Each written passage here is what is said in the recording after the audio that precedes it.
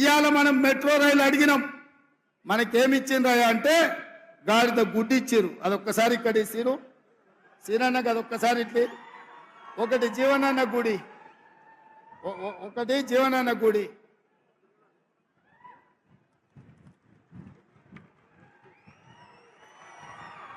ఒక్కసారి అందరూ చూడండి. 10 ఏళ్లలో మోడీ తెలంగాణకి ఏమిచ్చిండే అంటే మీరు గాడిద గుడ్డ అనాలి. 10 ఏళ్లలో మోడీ తెలంగాణకి ఏమిచ్చిండు? మెట్రో రైలు అడిగితే ఏమిచ్చిండు? మూసీ నిధులు అడిగితే ఏమిచ్చిండు? పాలమూరు రంగారెడ్డి ఎత్తిపోతల జాతీయ ప్రాజెక్ట్ అడిగితే ఏమిచ్చిండు? బయ్యారం ఉక్కు కర్మాగారం అడిగితే ఏమిచ్చిండు? కాజీపేట రైల్వే కోచ్ ఫ్యాక్టరీ అడిగితే ఏమిచ్చిండు? ఐటీఐడిఆర్ కార్డిఆర్ అడిగితే ఏమిచ్చిండు?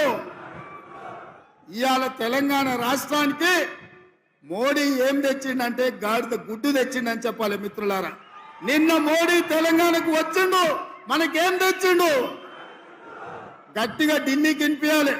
నిన్న మోడీ తెలంగాణకు వచ్చిండు, మనకేం తెచ్చిండు? భారతీయ జనతా పార్టీ తెలంగాణకి ఏమిచ్చింది? అరవింద్ నిజామాబాద్ ఏం తెచ్చిండు? మొన్న అసెంబ్లీ ఎన్నికల కంటే ముందు రేవంత్ రెడ్డి 6 గుడ్లు పెట్టిండు. 6 గుడ్లు పెట్టి ఇచ్చుకోలే, ఇంకా ఇచ్చుకోలే. ఒకటేమో తులం బంగారం వచ్చిందా? పెళ్లి అయిన వాళ్ళకి వచ్చినాయా తులం బంగారం? 4,000 పెన్షన్ వచ్చిందా?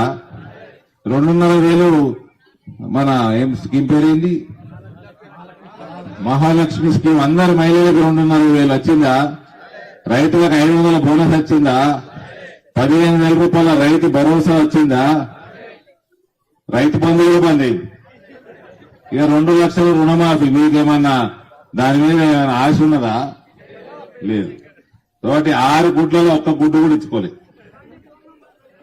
ఇప్పుడు మళ్ళా గాడిద గుడ్డు పెట్టుకొని తిరుగుతున్నాడు. మొన్న నెత్తి మీద గాడిద గుడ్డు పెట్టుకొని తిరుగుతున్నాడు. గాడిద గుడ్డు పెరుగుతుందా అమ్మా? గాడిద గుడ్డు పెడుతుందా? గాడిద గుడ్డు పెట్టదు, రేవంత్ గుడ్లు ఇచ్చుకోవు. మళ్ళీ వచ్చి ఇప్పుడు గల్ఫ్ బోర్డు అంటున్నారు.